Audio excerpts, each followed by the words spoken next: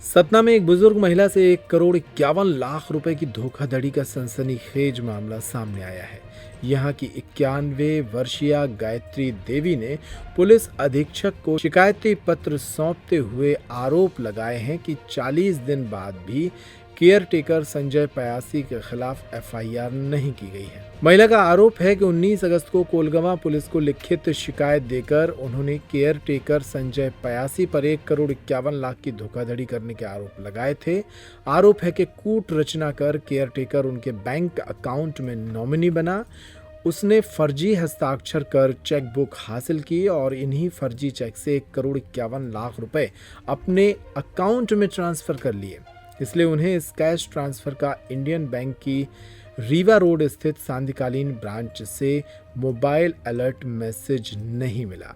Bank के सामने भूख हड़ताल की चेतावनी देते हुए पुलिस अधीक्षक के सामने इस महिला ने कहा कि अगर 7 दिन के भीतर कार्रवाई नहीं होती तो वह इंडियन बैंक की शाखा के सामने आमरण अनशन पर बैठेंगी। गायत्री श्रीवास्तव के बेटे ने भी इस मामले में पुलिस से कार्रवाई के लिए अपील की है।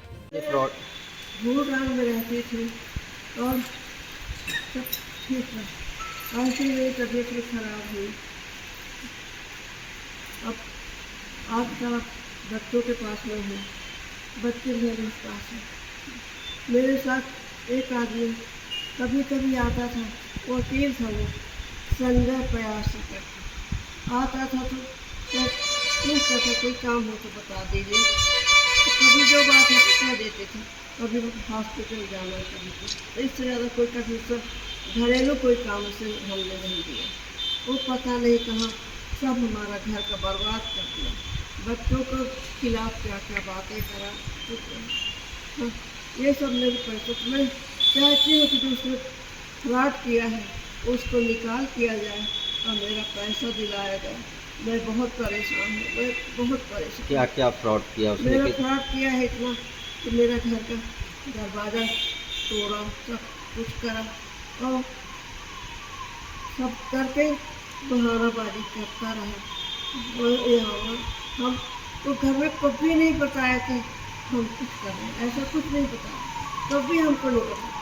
जब हम यहाँ आए पता, बच्चों ने यहाँ जानकारी मिली तब बैंक में पता था, जानकारी मिला तो बाद में हमको पता था, तब सब भटक रहे हैं। कितना पैसा था आपका बैंक से? पैसा तो बहुत था बेटा, पैसा बहुत। तो अभी लगभग कितना था? 1.5 करोड़ से ऊपर था। अच्छा। हाँ, वो पैसा ऐसा गायब हुआ तो मैं क्या गया। किसने गायब किया ये पैसा? ये पैसा मेरे को लगता है कि संजय किया, संजय, क्योंकि वही सब पेपर ऊपर सब। पूरा नाम क्या लिखता है वो? वो लिखता है संजय, संजय लिखता है। और पिताजी सतना में शुरू से रहते आए हैं और हमारा बिलासपुर में व्यवसाय है। बाद में पिताजी की गुजर जाने के बाद से माताजी अकेले रह रही हैं, फिर भी हम लोग उनकी ख्याल रखते थे, हमेशा आते जाते रहते थे। कभी जरूरत होने से उनको बिलासपुर ले जाते थे, इलाज कराते थे कि उनको उस घर में हमारा छोटा भाई भी था जिसका 2001 में देहांत हो गया था, तो उनका उस घर से बहुत लगाव था। पिताजी और अपने छोटे पुत्र की यादें उसमें तो वो रहना चाहती थी, हम लोग पास जाती थी, आ जाती थी। अभी हाल में हमारे एक भाई की और डेथ हो गई थी 15 दिसंबर 2022 को, तो तब से माताजी बिलासपुर आई। बिलासपुर में तब से वहीं थी।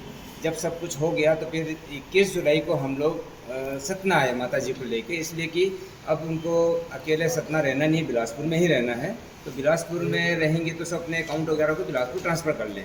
तो हम लोगों ने आके जब बिलासपुर इंडियन बैंक के खाते में जब स्टेटमेंट निकाला, जानकारी लिया, तो पता पड़ा कि उनके अकाउंट में 1,52,05,824 रुपये थे और उसमें धोखा षड्यंत्रपूर्वक संजय पयासी नामनी बन गया था और उसमें कुछ नाजायज़ निकासी हुई है। तो हमने शंका जाहिर की बैंक मैनेजर से कि आप नामनी कैसे बन गई है और उसका मोबाइल नंबर कैसे, उसका अपडेट नहीं है, सब चीज़ें बात हुई।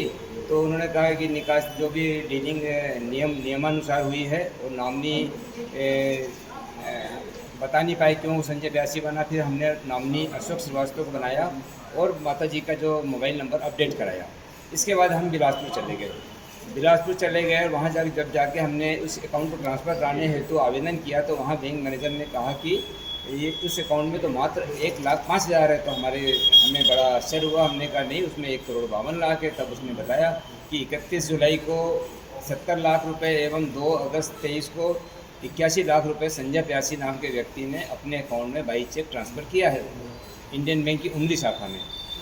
तो हमने तत्काल वहाँ से कोशिश करके अमाउंट को फ्रीज़ करा दिया, आवेदन मतलब व्हाट्सएप पे आवेदन देके। फिर हम तुरंत आप सतना आइए। फिर हम लोग माता जी को लेकर सतना आए।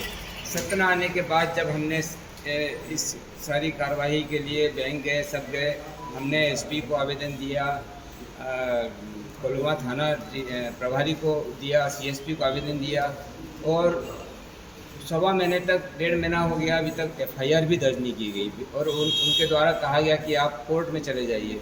हमने कहा बिना एफआईआर के तो हम कोर्ट भी जा नहीं पाएंगे और माता जी की उम्र बहुत ज़्यादा है, कभी उनको कुछ हो गया तो उनका स्टेटमेंट भी नहीं हो पाएगा। तो आप हमारा एफआईआर कर लीजिए ताकि हम उनका स्टेटमेंट को 164 में स्टेटमेंट ही करा लें। लेकिन अभी आज पर्यंत फिर हम आईजी साहब के पास भी गए मिलने, आईजी साहब के पास भी हम मिल के आए, उन्होंने भी आश्वासन दिया। लेकिन आज पर्यंत तक, आज भी हमने एसपी साहब से मुलाकात किया, लेकिन अभी तक सिर्फ आश्वासन मिल रहा, हम कार्रवाई कर रहे हैं और बोलते हैं बैंक का फ्रॉड है। जबकि उसने जो इस केस के 2 पहलू हो गए, एक बैंक फ्रॉड हो गया और एक उसने हमारी पारिवारिक संपत्ति में अपने आप को वारिस बताना चाहा है। तो जो फ्रॉड वो कर रहा है उसके इन्वेस्टिगेशन पुलिस द्वारा तो किया जाना चाहिए।